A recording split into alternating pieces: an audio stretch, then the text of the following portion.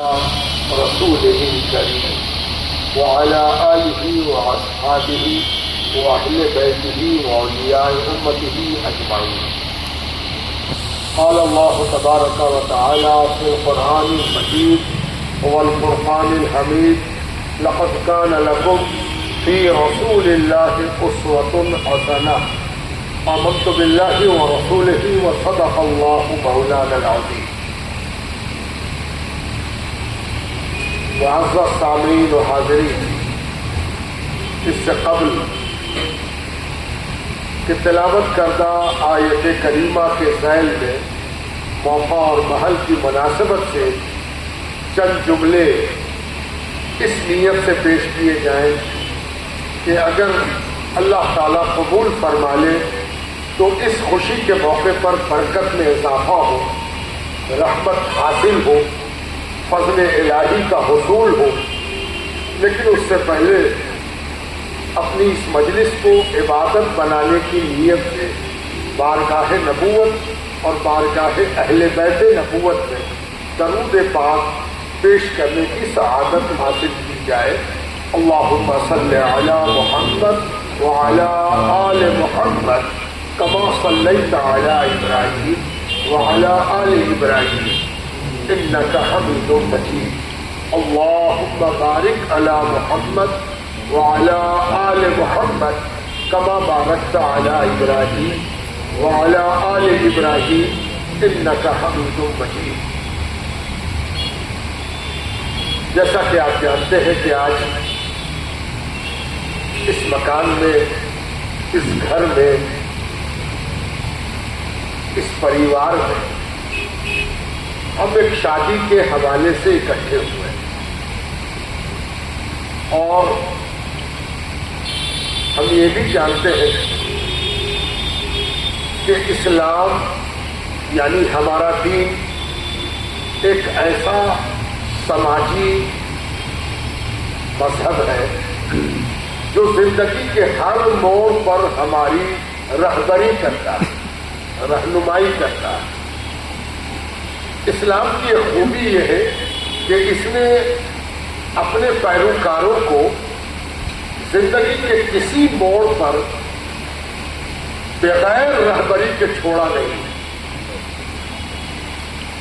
ایک رہبری، ایک خدا نمائی، قطب نمائی اسلام کے حوالے سے آپ کے پاس موجود ہے اور اسی لیے اس کو code of conduct, code of life, زندگی گزارنے کا سب سے معیاری، آسانی سے مہیا طریقہ کہا گیا ہے اسلام کو. اور اسلام اسی لیے معاملات کو مسلمان بنانے کا نام ہے. یعنی اسلام کچھ چیزوں کو دین کہہ کے، مذہب کہہ کے کنارے نہیں کرتا اور باقی چیزوں میں آزاد نہیں چھوڑتا، بلکہ یہ کہتا ہے کہ اسلام زندگی گزارنے کا معتبر، مستند، متوازن، بیلنسڈ طریقہ کار ہے جو دنیا کے ہر کونے میں آزمایا گیا ہے. اور اسی لیے اگر کوئی غم کا موقع ہو تو اس کے لیے اسلام موجود، کوئی خوشی کا موقع ہو تو اس کے لیے بھی اسلام موجود. یہ دونوں موقع غم کے ہو یا خوشی کے ہو، آدمی تھوڑی دیر کے لیے ڈس بیلنس ہوتا ہے. ایسا غم کا پہاڑ ٹوٹا کہ لگا کہ جینا مشکل ہو جائے. کیا کریں ہم، کدھر جائیں، کون ہم کو شیلٹر دے گا، کون ہم کو اس غم میں سہارا دے گا. سمجھ میں نہیں آیا کہ کیا ہو گیا، یہ دنیا کدھر چلی گئی، کس انداز سے گھوم گئی. یہ غم ہے. اور آپ یہ بھی جانتے ہیں کہ جب آدمی کے آنکھوں کے آگے اندھیرا چھا جائے تو صرف فلسفے سے کام نہیں چلتا. لمبا لمبا کوئی فلسفہ سنانے لگے، ارے ایسا ہے اور ویسا ہے، نہیں. کبھی کبھی آدمی کو ایک مضبوط کندھا بھی چاہیے جس پر آدمی سہارا لے لے اور کہے کہ اگر یہ کندھا نہ ہوتا تو ہم کہاں ہوتے؟ جانتے ہیں اس کندھے کا نام کیا ہے؟ جہاں کوئی کندھا نہ ملے تو ایک کندھا، ایک سہارا، ایک آسرا، جو فلسفہ بھی دیتا ہے اور اپنی مثال بھی رکھتا ہے، اس کندھے کا، اس مبارک کندھے کا نام ہے محمد رسول اللہ صلی اللہ علیہ وآلہ وسلم۔ بڑی مشہور حدیث ہے، آپ نے بہت بات سنی ہوگی، لیکن اس کنٹیکسٹ میں، اس حوالے سے اسے دیکھنے کی کوشش کیجیے کہ حضور پاک علیہ السلام فرماتے ہیں تم میں سے کسی کو اگر کوئی مصیبت لاحق ہو جائے، آپ جانتے ہیں کہ سکھ کے ساتھ ہی بہت ہے، چلو نا آج کچھ کھایا جائے باہر میں تو شاید ہی کوئی انکار کرے گا، چلو آج کچھ وقت ہم لوگ گزارے، تھوڑا کچھ کھائیں گے، کچھ پیئیں گے، کچھ ٹائم پاس کریں گے، اکثر آدمی ساتھ میں جائے، لیکن کہا جائے کہ میرے اوپر بہت بڑی مصیبت آ گئی، کوئی ہے جو تھوڑی دیر میری مصیبت کو مجھ سے شیئر کرے، تو ہم کوئی نہ کوئی بہانہ جانتے ہیں، بہانہ بنا کے کسی گلی میں ہم گھس جائیں گے، کہیں گے کہاں پھنسے گے۔ لیڈرشپ کا بھی تقریباً یہی حال ہے، وہ لیڈرشپ چاہے کسی قسم کی ہو، آپ کا مالک ہو، جس کے آپ امپلائی ہیں، امپلائر ہو، آپ کی پارٹی کا سربراہ ہو، آپ کے جلوس کا لیڈر ہو، وہ کوشش کرتا ہے کہ دکھ بھرے لمحے میں آپ سے جدا ہو جائے۔ اب گولی چلے گی تو اس میں ہم کہاں رہیں؟ تم جانو گولی جانو، کیس ہوگا تو تم کہو تم جانو، کیس لڑتے رہنا۔ وہ جو جھنڈا ڈھونے کے لیے 500 روپیہ دے کے لاتا ہے، وہ بھی اس کی گارنٹی نہیں لیتا ہے کہ جھنڈا ڈھونے والے پر اگر لاٹھی برسے گی تو یہ 500 ٹریپل ہو جائے گا، وہ کام ختم ہو گیا میرا۔ ہم لائے تھے اور تم آئے تھے، اب جب لاٹھی پٹک رہی ہے اور سرکار آنسو گیس چھوڑ رہی ہے تو پھر تمہاری آنکھ جانے اور ان کا آنسو گیس جانے ہم تو چلے گا۔ ایسے سینیریو میں کوئی ذات ایسی بھی ہے جو کہہ رہی ہے کہ تم میں سے کسی کو کوئی مصیبت لاحق ہو جائے، بڑا کوشش ہوا آدمی کہ اچھا مصیبت کے حوالے سے بھی کوئی کال کرتا ہے، کیا حدیث پاک ہے، ذرا اور بتائیے گا کہ حضور پاک علیہ السلام فرماتے ہیں کہ تم میں سے کسی کو اگر کوئی مصیبت لاحق ہو جائے، میری مصیبت یاد کرے، میری بپتا یاد کرے، میری ٹریجڈی یاد کرے، اس کی مصیبت آسان ہو جائے، اس کی مصیبت آسان ہو جائے گی۔ یعنی یہ وہ لیڈرشپ ہے جو یہ بتا رہی ہے کہ ہم وہ نہیں ہے جو مصیبت میں تم کو چھوڑ دیں، تم جتنی مصیبت اٹھاؤ گے اس سے زیادہ مصیبت پہ مجھ کو کھڑا ہوا پاؤ گے۔ اس ذات کا نام ہے محمد رسول اللہ صلی اللہ علیہ وسلم۔ یہ جو اتنی تمہید ہم نے باندھی، یہ ایک آیت کا ترجمہ تھا، اور وہ آیت کیا ہے؟ لَقَدْ كَانَ لَكُمْ فِي رَسُولِ اللَّهِ أُسْوَةٌ حَسَنَةٌ۔ سنو سنو، تم لوگوں کو زندگی کے کسی موڑ پر اچھے نمونے کی تلاش ہو تو سن لو، یہ آزمودہ بات ہے۔ اگر کسی اچھے نمونے کی تلاش ہو تو صرف ایک طرف دیکھا کرو، جس طرف محمد رسول اللہ کھڑے ہو صلی اللہ علیہ وآلہ وسلم، وہی ایک ذات ہے جو ہر چیز کے لیے بہترین نمونہ ہے۔ تو ہم مصیبت اس کے لیے بھی بہترین نمونہ۔ اب سوال یہ ہے کہ کوئی غم ہی کے لیے نمونہ ہو تب تو خوشی میں آپ جانتے ہیں کہ غم کا پہاڑ مضبوط سے مضبوط آدمی کو ٹہلا دیتا ہے، لیکن خوشی کا ایک الگ ماحول ہے۔ خوشی کا عالم یہ ہے کہ اگر خوشی آئی، جم کے آئی، سنبھل کے آئی، بھرپور آئی، تو دن رات کا تجربہ ہے کہ آدمی کہتا ہے کہ پان نہ کھایا نا، ہم پان نہیں کھاتے، ارے خوشی کا موقع آج کھا لی اور ہم نے بھی ووٹ لال کر ہی لیا۔ یعنی خوشی اس چیز کا نام ہے کہ جس چیز میں قانون ٹوٹتا ہے، اصول ٹوٹتا ہے، خوشی کا ڈیفینیشن یہی ہے کہ خوشی میں بھی آپ جھگڑے رہیے گا، آپ زنجیر توڑ دیجیے، ہے نا؟ وہ آپ جانتے ہیں کہ بہتوں کا کلچر ہے کہ وہ بھی خوشی کیا خوشی ہوئی جس میں پیر اپنی پکڑ سے باہر نہ ہو جائے، پیر لڑکھڑایا نہیں کہ تب لگا، ہے نا؟ اور پیر کے لڑکھڑانے کے لیے کبھی کبھی ہاتھ کو بھی لڑکھڑانا پڑتا ہے نا؟ اس کو خوشی کہتے ہیں۔ لقد کان لکم فی رسول اللہ اسوۃ حسنہ، تمہارے لیے بہترین نمونہ سرور کائنات ہے۔ جانتے ہو ان کے یہاں کیسی کیسی خوشی تم کو ملے گی؟ شادی کی خوشی، بال بچے کی ولادت کی خوشی، عام آدمی ہو گئے، اور ذرا خاص ہوئے تو جیت کی خوشی، ملک جیت گیا، دشمن کو فتح حاصل ہو گئی، نایاب فتح حاصل ہوئی، اللہ کی آیات اتری، اللہ کی جانب سے معراج ہو گئی، اللہ تعالیٰ نے کہا کہ ساری رسالت میں تم نچوڑ ہو، اس سے بھی بڑی کوئی خوشی ہوگی؟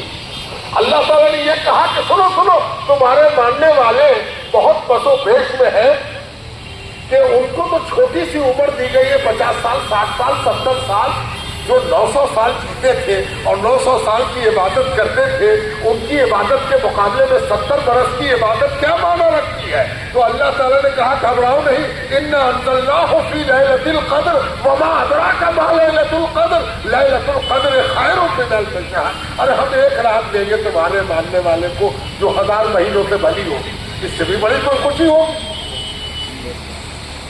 اور یہ ساری خوشی جس ذات پر آئی اس سے سیکھو کہ خوشی کیسے منائی جائے۔ وہ خوشی منانے کا آئیڈیل ہے، وہ خوشی منانے کا نمونہ ہے، مثال ہے، آدرش ہے، اس سے زیادہ خوشی دنیا میں کسی کو ہو ہی نہیں سکتی۔ میں آپ کو مثال دیتا ہوں، آپ اندازہ لگائیے کہ 13 سال مکے میں ستایا گیا، تنگ کیا گیا، بڑے سے بڑا ویژن رکھنے والا، آپ تو جانتے ہیں کہ ویژن کس کے پاس ہوتا ہے؟ عام طور پر ویژن کے لیے دو ہی ذات ایسی مانی جاتی ہے جس کے پاس ویژن ہوگا۔ کون کون ذات؟ ایک وہ جو دولت مند ہو، زمیندار ہو، صاحب حیثیت ہو، اسی کو نا ویژن ہوگا کہ بھائی کیا کرنا ہے۔ ایک غریب آدمی بیچارہ کیا بتاوے گا کہ پیسہ کہاں لگایا جائے، اس کا کیا فائدہ ہوگا، مکان خریدا جائے کہ نہ خریدا جائے، زمین خریدا جائے کہ نہ خریدا جائے، یہاں شادی کیا جائے کہ نہ کیا جائے۔ یہ سب تو دولت مندوں کے پاس، زمینداروں کے پاس ویژن ہوگا۔ اور دوسرا ویژن کس کے پاس ہوتا ہے؟ جو پڑھا لکھا ہے۔ ہم لوگ کو مشورہ کرنا ہو تو ہم کس سے پوچھیں؟ بھائی بہت پڑھے لکھے آدمی ابراہیم سے پوچھیں کہ آپ کی کیا رائے ہے، بیٹا کو کہاں بھیجیں؟ JNU بھیج دیں کہ علی گڑھ بھیج دیں، ہے نا، کہ بنگلور بھیجیں، میڈیکل لائن میں بھیجیں کہ انجینئرنگ لائن میں بھیجیں، مینجمنٹ میں بھیجیں یا بیرسٹر بنوا دیں؟ کس سے پوچھیں گے بھائی؟ پڑھے لکھے آدمی۔ اور یہ دونوں مکے میں کون تھے؟ کافر۔ میں ذرا آپ کو سیرت دوسرے طرح سے دکھا رہا ہوں، سب تو نئی بات کہاں سے لائیں گے؟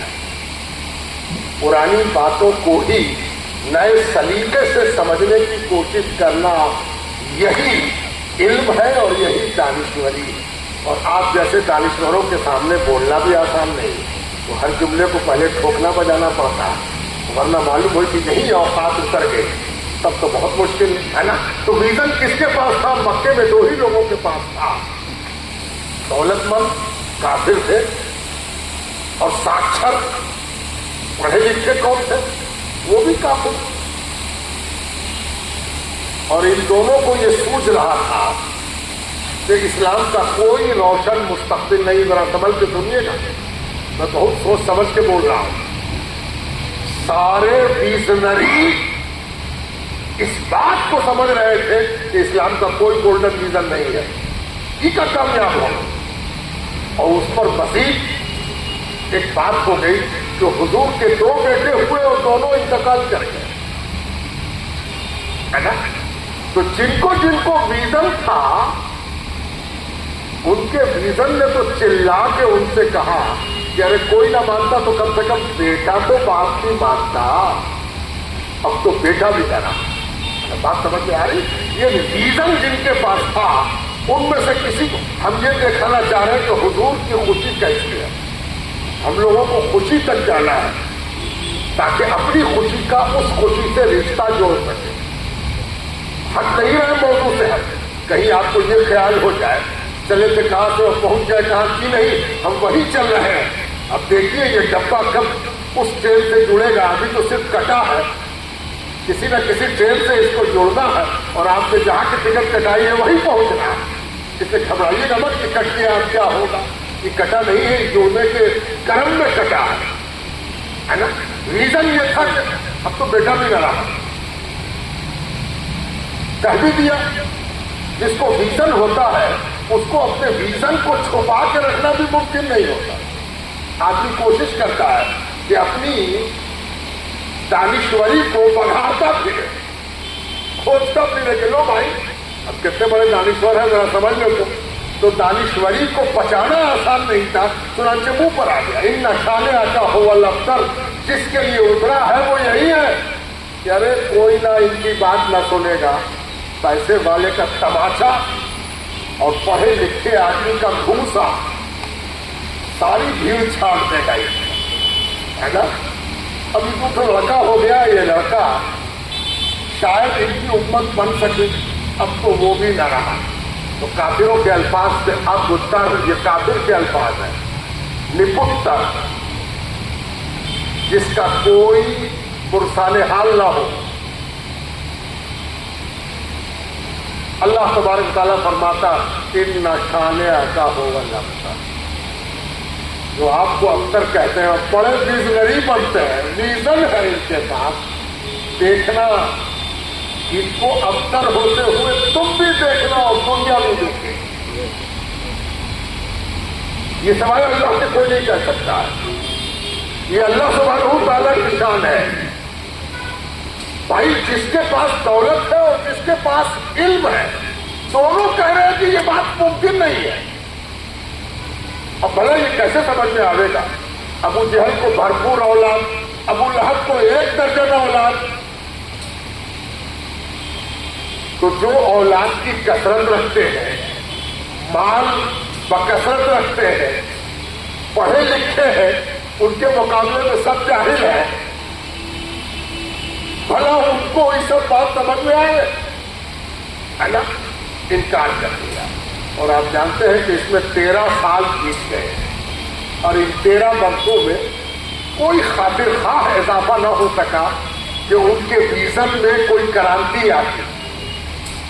ویژن اسٹیبل ہے، بلکہ جب ہجرت ہوئی تو ان کو لگا کہ دیکھا میرا ویژن، آخر چھوڑ کے بھاگنا پڑا نا، چھوڑ دیا نا ملک، چھوڑوا دیا نا ملک، گئے نا یہاں سے. اب کتنے دن گزر گئے؟ یہاں سے جانے کے بعد بھی ایک موٹے اندازے کے مطابق 6 سال گزر گئے. تو کتنے ہو گئے؟ تقریباً 13 اور 6 ملا کر آپ کو اندازہ ہوا کہ 19 سال گزر گئے ہے نا. 19 سال گزر گئے. وہ دن آ گیا جب حضور مکے کے فتح کرنے کے لیے مکے کے دروازے پر کھڑے ہیں. اس بیچ میں آپ کو معلوم ہے کہ 1000 کا لشکر لے کے بدر میں پہنچے اور 3000 کا لشکر لے کے احد میں پہنچے. اور اب 6 برس کے بعد 7ویں سال میں حضور صلی اللہ علیہ وسلم کعبے کے دروازے پر کھڑے ہیں اور ایک آدمی کی ہمت نہیں ہے کہ باہر نکل کے کہہ سکے کہ تم اندر انٹر کرو گے. ذرا ویژن دیکھیے گا، کہاں گیا ویژن؟ کہے نکلو، آؤ باہر. جی نہیں، دروازہ لگا کے کنڈی چڑھا کے ترار سے جھانک رہے ہیں کہ کدھر موومنٹ ہوتا ہے نبی کا. اور نبی کے چاہنے والے آج کیا کریں گے ہے نا. شاید چاہنے والوں کو بھی ظاہر ہے کہ نبی کے جیسا عقیدہ امتی کا ہو جائے یہ ممکن نہیں ہے. یہاں ہم لوگ بیٹھے ہوئے ہیں، ہم میں سے کس کا عقیدہ کتنا ٹھوس ہے یہ تو کبھی امتحان ہو تب نا، ورنہ لاکھوں گزاف کرنا، ہم لمبی لمبی بہان گے، ضرورت پڑے تو ہم کہاں ہوں گے؟ اس کا پتہ تو تبھی چلے گا جب ضرورت ہو، ہے نا؟ تو نبی کا عقیدہ، امتی کا عقیدہ، ظاہر ہے کہ امتی نبی کے پیچھے پیچھے تھے، لیکن ان کو لگ رہا تھا کہ پتہ نہیں کیا ہوگا، کدھر سے کون فوج نکل آئے، اور نبی آگے آگے ہیں۔ حضور صلی اللہ علیہ وسلم کعبے کے صحن میں داخل ہوئے، ایک اہل مکہ کی جرأت نہیں ہوئی کہ باہر نکل کے سامنے آ گئے اور کہے کہ ہم وہی ہیں جو 500 کلومیٹر جا کے بدر میں تم کو تنگ کیا، ہم وہی ہیں جو مدینے کے اندر گھس کے احد میں 3000 کا لشکر لے کے مار کے آئے۔ سب آج دروازے کے پیچھے چھپے ہوئے ہیں، اور حضور صلی اللہ علیہ وسلم مکہ مکرمہ میں داخل ہوئے اور داخل ہو کر صحن میں پہنچے، اور صحن کے سامنے پہنچے تو کعبے کا دروازہ بند، تالا لٹک رہا۔ حضور صلی اللہ علیہ وسلم نے ادھر ادھر دیکھا، صحابہ نے عرض کیا یا رسول اللہ توڑ دے تالا، کہا نہیں، بلواؤ اس کو جس کے پاس کنجی ہے۔ تو مہاجرین کی تو بڑی تعداد تھی، سب جانتے تھے کہ کنجی کس کے پاس رہتی ہے، اور کنجی والا جو دروازے کے پیچھے کنجی لگا کے تھپ تھپ تھپ تھپ کر رہا، دروازہ کھٹکھٹایا گیا، چلو پتہ نہیں کھڑکھڑاہٹ تو نہیں جا رہا تھا، یا پھر اس کا ویژن کہہ رہا تھا کہ کچھ قیامت آئے گی اور یہ لوگ واپس ہو جائیں گے اور پھر ہم مالک ہیں۔